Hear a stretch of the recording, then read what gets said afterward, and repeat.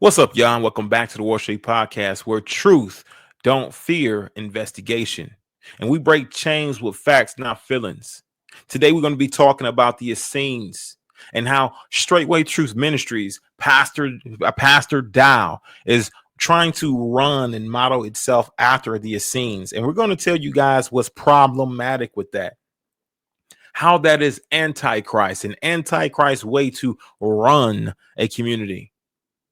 We're going to be shedding light on that and more right here, right now on Warsheep podcast, where we believe that light creates understanding. Understanding creates love. Love creates patience. And we hope that patience will create unity. So let's get unified in the spirit, y'all. Is the sheep preaching hate? Says, I'm not going to let the wolf eat me anymore. If the wolf comes in here, next time he comes in here, I'll do whatever I have to do to keep him off my back. Is the sheep violent, or is the wolf is violent? He wasn't teaching hate, he was teaching common sense. You know, somebody's knocking you over the head, stop them. Do whatever you have to do to stop them. You know, the ones that were knocking him over the head were afraid of the fact that he might swing back. So they said, no, he's teaching hate. He's violent. All right, y'all. So today we are going to dive deep into a group that most churches don't even mention. And that is the Essenes, the mysterious, wilderness living, ritual obsessed group who wrote the Dead Sea Scrolls. And then they thought they were the chosen remnant of Israel. Does it sound familiar? But guess what? Their way of life went directly against Yeshua. That's Jesus, y'all. For some of y'all who may not be familiar with the name, right? He's formerly known or mostly known as Jesus. Who came, he actually, no, of course, Yeshua, he actually came to teach something that was totally contrary to what the Essenes believed. Let's talk about that and more. And we're going to dive deep into it. But first, let's get into what Dowell believes in regards to the Essenes, what his position is on the Essenes, and we're going to give some commentary on this recent video that was dropped in regards to the Essenes. All right, let's go ahead and get to it.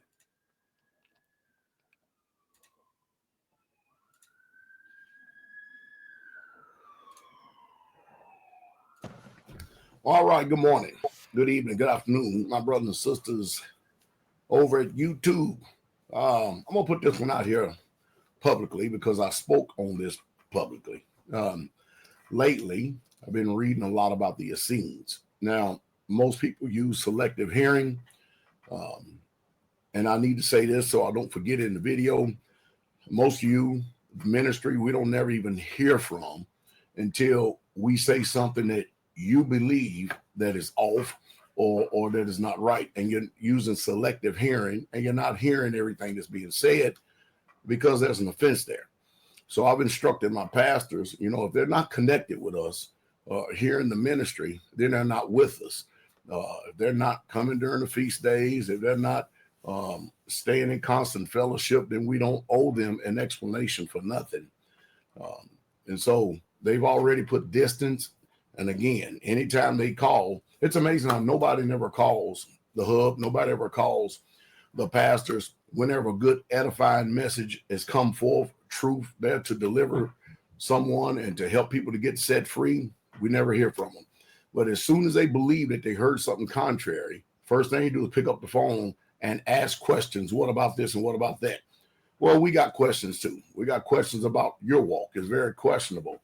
Your attitude is very questionable. And I'm going to say this. When I started talking about the Essenes. Let me stop there, right? This is something that you see a really huge pattern of when it comes to Dowell and Straightway Truth Ministries. The moment you disagree with his position is the moment he paints you out to be somebody with an offense, somebody who is not a part of the ministry, somebody who he does not owe an explanation to. The moment you disagree is the moment you're marked, the moment that you're labeled as somebody that you're not an avid supporter. Is the moment he decides he wants to come out and publicly blast you, blast the situation and talk about it publicly because you're disagreement. It's all too often a MO for Dowell and straightway. I want to point that out. And I also want him to finish up as far as what he believes about the Essenes and communal living. Let's continue. One of the first statements that I made is I don't believe everything that the Essenes did was right and proper, especially for us in this time today. The one thing I did capitalize on that I believe that they had right is community. And I kept capitalizing on community. Why is that?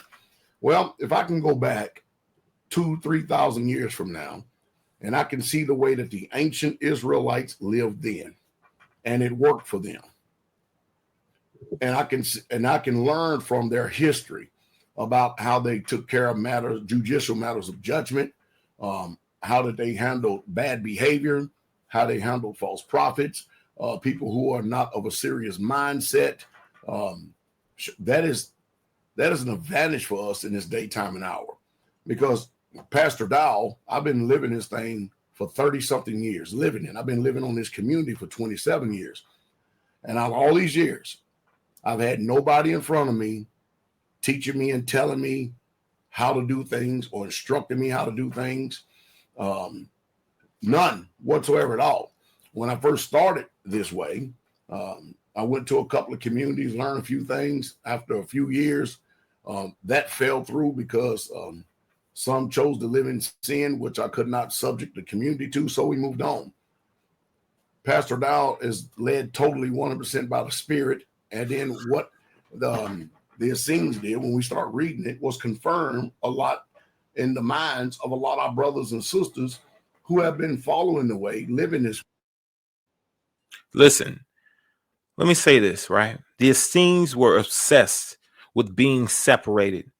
They lived in caves, okay? They avoided the temple. They refused to touch people that were called to be unclean and believed they alone were the sons of light. Everybody else, y'all, sons of darkness, wickedness, right? Doomed for eternal hellfire. Doesn't that sound familiar? Doesn't it sound familiar? You understand what I'm saying? So when he speaks of the Essenes and their spirit, right, it directly reminds me of the Scribes and the Pharisees. It's almost as though they had the same spirit of separatism, the same spirit of believing themselves to be something, right? The same spirit of refusal to mingle with those who they decide are deemed to be unclean and unworthy, right? So was Dowell truly led of the Ruach HaKodesh, the Holy Spirit, or was he being led of the same spirit that were leading not only the Essenes, but also leading the Scribes and the Pharisees during those times, right? The ones who Yeshua advocately spoke against. You understand what I'm saying? We already know that Yeshua, or Jesus, he did the complete opposite of what the Essenes and what the Scribes and the Pharisees were doing. He walked straight into the mess. He touched leopards and other people who may have had diseases. He ate with tax collectors and sinners. He didn't run from the darkness. He lit that up. He lit that thing up, y'all. Lit that joint up. He didn't preach separatism. He didn't preach purchase land and build homes. He didn't preach for you to divide yourselves in ways, right, that did not benefit the rest of the world. He told you to be a light unto these Gentiles, right? And the only separatism that he's ever preached is those who may bring the separatism to you, not that you have brought it to them. The ones who may be your foes of your own household. He warned you. Loving him means the division will come because you love him. You love his ways and you keep his ways, his teachings. He did not say that the rest of anybody else is not worthy. Those who are striving to enter into the gates, those who are striving to be closer to holiness, those who are striving to keep the law, statutes, and commandments, they never said anything in regards to those things, right? They never said anything in regards to the traditions, right? Being the utmost importance to keep. If you do not keep the traditions, then you will be damned. You will be on your way to a living, burning hell, as Straightway Truth Ministries preaches and teaches, as well as their fearless, so-called fearless leader. Straight Gay Truth Ministries is obviously antichrist in spirit. The personification of the scribes and Pharisees, the personification of the Essenes who preach separatism, who lived on the communal, and reigned true to the old ways of the law. It's the same spirit, y'all. The same battle. As we know here in Mark 15:17, okay? As we know, and I'm going to quote it and we're going to get back to this video. As we know in Mark 15:17, right? Where it says, I'm going to start at 15:15, where he says that to Peter, he says, then answered Peter, okay? Then answered Peter and said unto him, declare unto us this parable. Peter asked Yeshua, he said, declare to us this parable. And Yeshua said, are ye also yet without understanding? Do not ye yet understand that whatsoever entereth into the mouth goeth into the belly, and that cast out into the drought, into the draft? But those things which proceed forth out of the mouth come from the heart, and they defile the man. For out of the heart proceed evil thoughts, murderers, adulterers, fornications, thefts, false witnesses, blasphemies.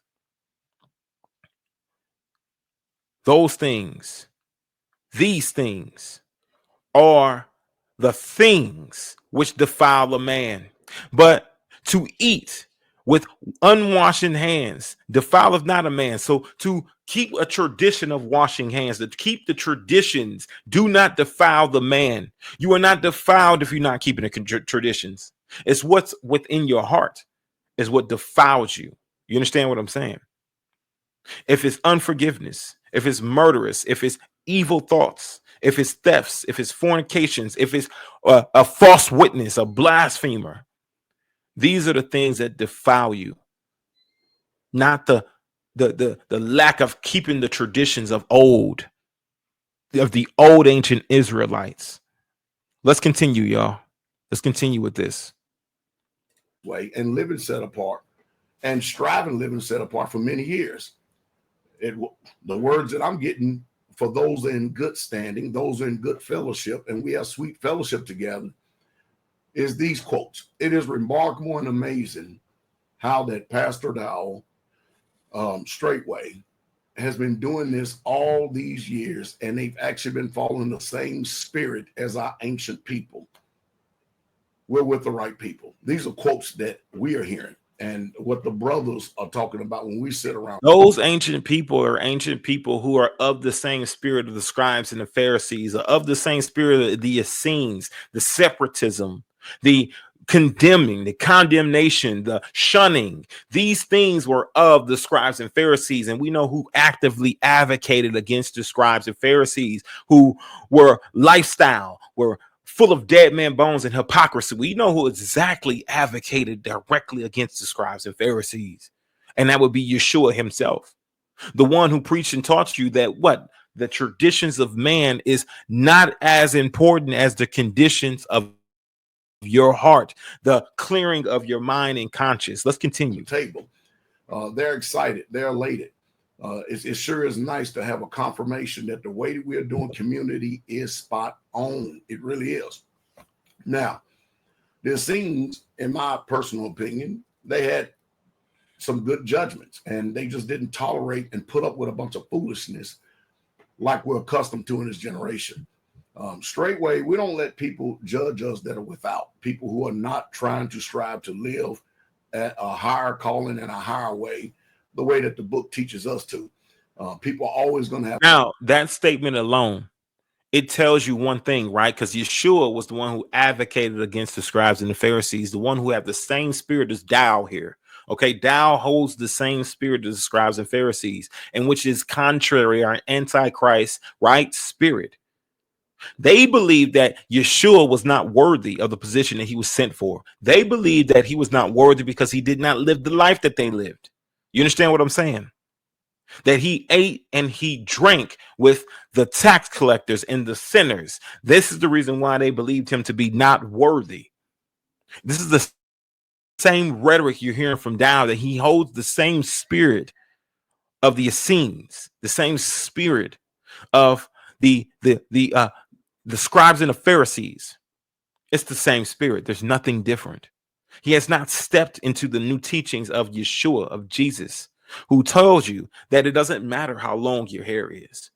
The tradition of cutting your hair long is not something that will defile you as a man. But yet he continues to preach a rhetoric of having a shorter haircut is something that is going to defile you if you don't have it. If you have longer hair, it defiles you. This is what he preaches. This is what he teaches, is where Yeshua speaks totally contrary to where that is not something that defiles you, is the traditions of man. Let's continue. Questions whenever you're not making an attempt to live this. That's just the way it is. But we're not here to answer everybody's questions. We're just simply not.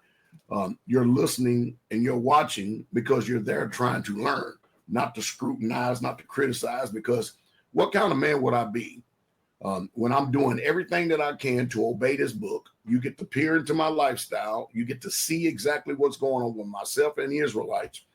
And then when I look into your lifestyle, I can't see no reflection of the book whatsoever at all. But you have questions. It makes no sense, though. It's nonsensical. But the Essenes, the one thing that they were really big on, that if somebody got put out of the community or left the community, then they gave the instructions to the people that you ought to have no dealings with these people, none whatsoever at all. And if you did deal with these people, that's the emphasis that we were putting on when we was talking about community. If you did deal with these people, then you would be excommunicated from their community, because they just didn't tolerate division, dissension, and discord. There's nothing wrong with that. That's the same thing that we're saying today. There's nothing wrong with it. We don't talk. That's not necessarily true. The Essenes believed that there are unclean people, right? That these people were unclean. So they even refused to touch people who were not within their group or sect. A lot of times they'll disown you because you dealt with these individuals who did not live amongst the Essenes. So guess what? Now you've been disowned, right? But does this make it right? Does this make it your teachings coming from Yeshua? Does it make it to where people can have a clear conscience and a pure heart? Does it make it to where we can be a little balanced out, right? Appropriately. Does this fly directly into the face of the teachings of the Messiah, or does it support it? I submit to you this, that the teachings of the Essenes and the lifestyle of their community flies directly into the face of Yeshua and the way that he preached and taught. Because like I said before earlier, he ate and drank with the tax collectors, with the sinners. He called those who were broken. He gave you an understanding of the traditions of men is not as important as the conditions of your heart. It's to purify your heart so you can be able to enter into the kingdom, right? Purify your heart, to clear your conscience, to remove the consequences of the Old Testament, right? The same consequences that the scribes and the Pharisees want to hold and beat you down with, the same consequences that the Essenes placed upon their people, is the same consequences that Dowell here is now moving to place upon his people. This right here gives us a pure understanding that he's looking to justify, seeking to justify the level of abuse that comes from Straightway Ministries, that comes from him as a tyrannical leader in Straightway. Let's continue, y'all. Decision, the dissension and discord. Again, until y'all can find somebody out there that has successfully been living this set apart life, striving to do it just like what you read about in the book. an agricultural people, until y'all, or at least you can at least make an attempt to show us how it's done. There's just a lot of things that we just can't hear a lot of people on, because if we start listening to all the noise out there, people who are not even making an attempt. I mean, Jesus said in Luke 14, unless a man forsake all that he has, he cannot be my disciple. My question is, what does that look like? What does that look like? I'll answer that question for you, Dowell. What doesn't it look like? It does not look like somebody selling all they have and giving it to you, Dowell, and moving on your land to be able to have to be forced to piss and shit in buckets for the next 15 years of their life, to give over all of their money, all of their paycheck, all their hard-earned income that they worked hard for, and only get back a fraction of it, to be put off the land at moment's notice, right, without any severance or without any sort of assets to be able to pass down to their future generations. And they spent all of their years, their blood, sweat, and tears, pouring it into your community. They're in their 50s and 60s with nothing to show for, without any legacy to pass down. Guess why? Because you've wasted their youth building your community. You've spun the days that they needed to be able to build a legacy for their own family. You sucked it dry and put it into an abyss. And the moment that they decided they made a grave mistake, they left with nothing to show for it, with nothing to their family's name. That's not what it looks like. It does not look like that. Forsaking all to be his disciples, having the heart and understanding that no matter what happens, the shirt on my back can go and I'm still going to follow Yeshua. No matter what happens, I can lose my car, my house, my job, my family, and I'll still serve the Almighty Yahweh, the Almighty Yeshua. You understand what I'm saying? I will still be in servitude. You know what I mean? It looks much like Job in his testimony. That's what it looks like. It doesn't look like selling all to join the community. Yeshua didn't preach and teach to sell all and join the community. He addressed a rich young ruler who had many possessions and challenged him to remove the binding of those possessions, the level of soul ties that he had to the possessions that he owned. Remove the soul ties. And if you can remove your soul ties to these possessions, these things on this earth, then I know for sure you're fit and worthy to follow me. That applies to everybody here. But it does not apply. It does not apply. Now, when he's selling it all and giving it to those who are less fortunate, those who need it, the needy, the poor, the ones who have the gospel preached to them, when he's selling it all and giving it to them, it's because he had many riches. He had abundance and overabundance. And those who are without are the ones with a greater need. For him to relinquish the level of soul ties of these possessions and give it to someone else who has a greater need that will allow their lives to flourish and thrive. It was a great test for that rich young man to see if he truly loved and would forsake all. You can apply it to many today, but you can't apply it to enrich yourself. Let's continue. In the book of Acts, chapter 2, you already know what it says. You hear it quoted 1,000 times over and over again. All that believe were together. What does that look like? And had all things common, all things shared, and no man had nothing that he called his own. A lot of people declare that they are believers in Messiah, but yet they're not obeying these instructions right here. And so when you read things like this, and you see clearly that the Most High Yah wants us to separate. Come out of her, my people, and be ye separate, saith Yahweh, and touch not the unclean thing. When you do that, I will be your Yah, and then you will be my people. That's what he said. And that's exactly what he said. But we're living in a different world, different phases of life. If Yeshua or if Jesus or the Most High Yahweh, he's called you out into a community, if he's called you out into establishing your own land, whatever he's called you to do, you need to follow that calling. Coming out of her is more than just coming out of her and giving it all to Dowell and allowing him to dictate your life from that point moving forward. When he preaches this, when he reiterates this, he never tells you about the many scriptures, the many different scriptures that tells you not to allow another man to have rulership over you, ownership over you. You understand what I'm saying? He doesn't mind you talking to you about debt and how a borrower is a servant to a lender, while treating you like a borrower the moment you sell all and move to that land. Treating you like you're a borrower and you're his servant, and you're serving him as the lender, the one who lended you a space to live. It's unethical. My thing is this, right? He will tell you these things about debt, but he will not ever say anything in regards to another man having rulership and ownership over you. In the many scriptures that speak contrary to allowing another man to rule over you, he doesn't speak about that. Let's continue. We don't see, we got a lot of criticism from people that are not following this book. They got questions. We got questions now.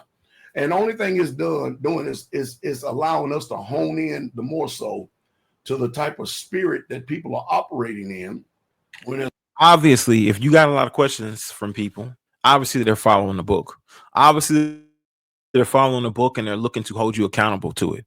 And they want you to be able to answer the questions appropriately, right? Admirably, right? With an understanding. Why? Why does it seem different? But he wants to paint it out to be as though no one's following the book, but they're asking many questions. We wouldn't have any questions to ask if we were not following the book, Dowell. If we weren't following the book, we wouldn't know what to ask you. We would just go along with the rest of everything else, just like the rest of your people who follow you. They don't read. They just go based on what you tell them. Whatever narrative you spin is what they adhere to. You can spin it however you want because you've trained them well only to hearken unto your voice. And that's it. Let's continue. So eager to doubt, when they're so eager to come up with unbelieving ways, when they're so eager to not obey the book, and then they want to impose the lifestyle that pales in comparison to the way we're living. We choose to live set apart because I know the difference between living out there in the city and living in your own home with your own little family, as opposed to building communities for Israelites to live in. I know the difference. I live with Israelites. Another thing that the Essenes did, they ate together. They worshiped together. They did a lot of things together. And y'all see what I mean? So how can I sit and listen to these opposing questions and these criticisms when I can't even see what you're doing? And you don't even have fellowship with us.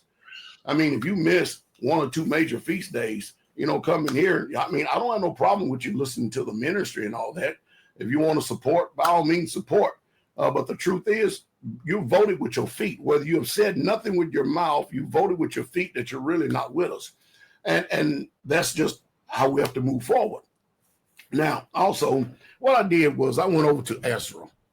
I'm going to go to Ezra chapter 7, and I'm going to read verse 24 and 20 through 26. I want y'all to hear what the scripture has to say.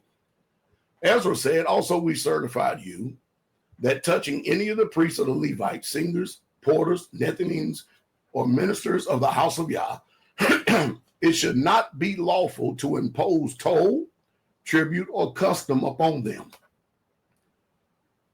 And you, Ezra, after the wisdom of your Elohim, that is in thine hand, set magistrates, judges, which may judge all the people that are beyond the river, and all as such that know the laws of Yahweh, and teach them that know them not. So we already have a structure in the ministry. We already have pastors and elders We have teachers that are here in this ministry to teach and instruct.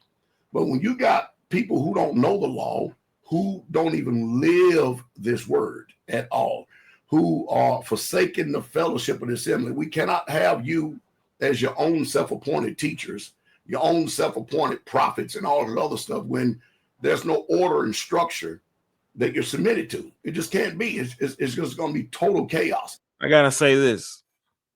What order, what structure did Yeshua submit to? What order, what structure did the disciples submit to? If the disciples would have submitted to the order and the structure of that day, they were ordered to stop preaching and teaching Yeshua, to stop preaching the gospel. Those orders they refused to follow. So you can't come barking or saying, hey, y'all don't got no order. You ain't got no structure. You're not trying to fellowship with the saints. Listen, what if the saints are wicked? Your so-called saints, what if they don't have the heart of Yeshua? What if they don't have what it takes? What if they're being taught incorrectly? What if they're man worshiping? What if they're bowing down to idols and performing idolatry? We need to do what? Save ourselves from this untoward generation. And sometimes it's best to dwell alone with Yah and building your personal relationship. Honestly, I don't believe that any of you who feel as though you got it right, to feel as though that you're walking the right path, I don't believe that you all have it right. I don't believe that it is as burdensome as you may want it to be. I don't believe it is. I believe that the conditions of your heart, the clearing of your conscious mind, the forgiveness is what Yeshua was truly teaching and preaching. Some of you may hold certain things tighter than others, but you'd always see the actions of Yeshua and be able to have that as a demonstration. Let's keep it a buck. None of this reflects Yeshua. None of this he's talking about is a reflection of his teachings. Let's continue. Because next thing you know, one's going to prophesy, another one got a word, and this one got a word, and this one got a word. And when you put them all together, it's chaos and division. Has to be organization. Again, this is when the Israelites were in the Babylonian captivity, and they were returning exiles to Jerusalem, and they were establishing the order of Yah. That's what we're doing. And people they can say all that they want, but the truth is, straightway fruit can't be questioned. It's good fruit. It's flat out good fruit, regardless. The fruit of straightway is of the Essenes. The fruit of straightway is of the Scribes and the Pharisees. Back then, they thought it was good fruit. You're not going to go to a crackhead and say, hey, man, you got a problem with crack. And the crackhead says, you know what? I do got a problem with crack. No, they're going to think that they don't have a problem at all. You're not going to go to an addict and think that they're going to admit that they have an issue, that they're addicted. Your fruit is of who you resemble the most. Your fruit is of the Scribes and the Pharisees, of the Essenes, separatism, things that are anti-Messiah. It is not the teachings of the Messiah. So if it's not the teachings of the Messiah, it's anti-Messiah. Same thing with the Scribes and Pharisees. They were totally contrary to Yeshua. They were anti-Messiah. Let's go. So what people's personal opinions and preferences are is good fruit. Another thing before I read any further, it's amazing how I've had so many people come up and say that they love me, they love me, they love me, they love me, and all this other stuff, and then slander me the very next breath as soon as they get out of my presence. And yet and still, these people don't think that they're hypocrites. You see, most people are a friend until the benefit runs out. When the benefits run out, then they're no longer a friend. And you got a lot of people. Well, we're going to end this video here. I believe that when you start to show yourself to be something that you're not, that you didn't before, when you start to reveal who you truly are, when you start to show the tyrannical ways that you have, when you start to call the women out their name and calling them bitches in open format on live streams in the private. Doesn't matter. When you start doing things like this, you start to get people to question, what do they truly love about you, Dowell? You understand? My thing is this, right? As we go through this, we know that I've brought out much more information in regards to who the Essenes truly are. I would behoove you to go and study who the Essenes really are yourself, but I'm going to give you what I know about them, okay? Let's talk about legalism. The Essenes had rules for everything, for washing, for eating, for sleeping. They followed man-made laws, hardened then and then an actual Torah. Like these laws were so much, so weighty and so oppressive that it did not reflect the laws of Torah. It was so much heavier. That's why Jesus or Yeshua said in Matthew 23:23, you tithe. You tithe. In Matthew 23:23, it says, woe unto you, scribes and Pharisees, you hypocrites, for you pay tithe and mint and anise and cumin, and have omitted the weightier matters of the law, judgment, mercy, and faith. Judgment, mercy, and faith. When he's studying with the Essenes and teaching and learning more about the Essenes, they did not fall upon mercy and faith. They didn't fall upon the judgment, the mercy, the faith. They just fell upon the judgment, the harsh judgments, and not giving people the opportunity, right? Which is where Yeshua directly, let me go ahead and pull this up so that way you guys can see what I'm reading. Let me go ahead and pull this up. Okay.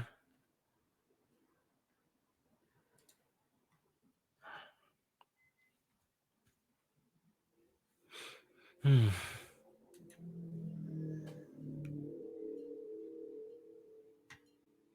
on now.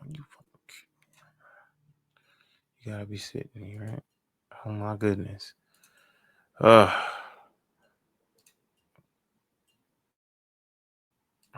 just a sec, y'all. Let me pull it up. Why it's doing that? Here we go. All right, got it. All right. The weightier matters, right? These ought ye to have done, and not to leave the other undone. So he's outwardly just saying the same thing that Dowell is praising. It's the same thing that in Matthew 23:23, Yeshua himself is condemning. You understand what I'm saying? This is the reason why I say it's antichrist in spirit. You understand? The ways that he's looking to or seeking to run his communities in Straightway True Ministries is antichrist in its spirit. The same thing he just gave the Essenes praise for is the same thing that Yeshua condemned. Yeshua came to fulfill the law, not to bury people under it.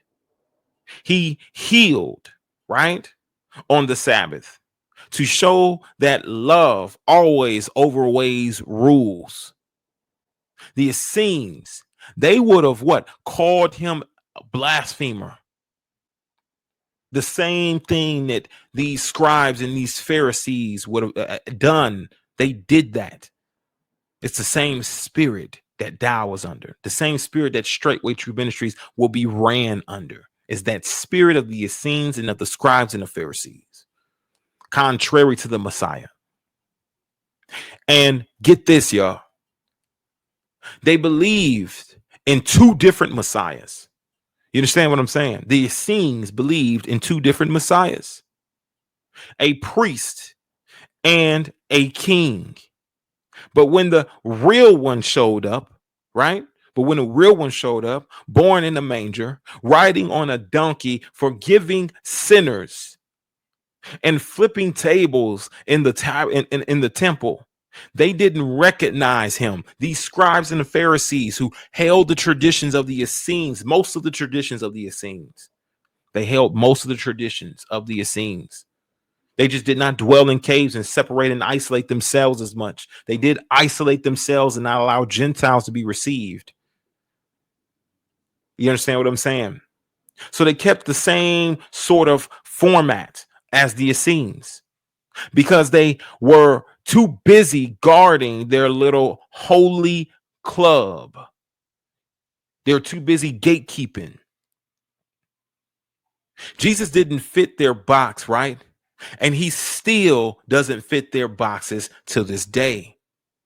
The religious systems that believes they can be able to impose their will on you and force you to submit. He does not fit that mold. He does not fit that box, honestly. The Essenes rejected the temple, called the priests corrupt. And yeah, a lot of them were corrupt. But instead of calling for repentance, they dipped out of the desert and they just left and isolated themselves rather than calling for repentance. You understand what I'm saying? They left Israel behind. They isolated themselves and shunned and cut off the rest. But Yeshua,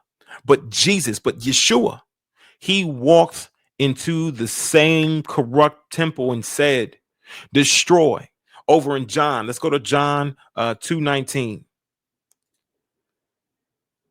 Let's go to John 2:19.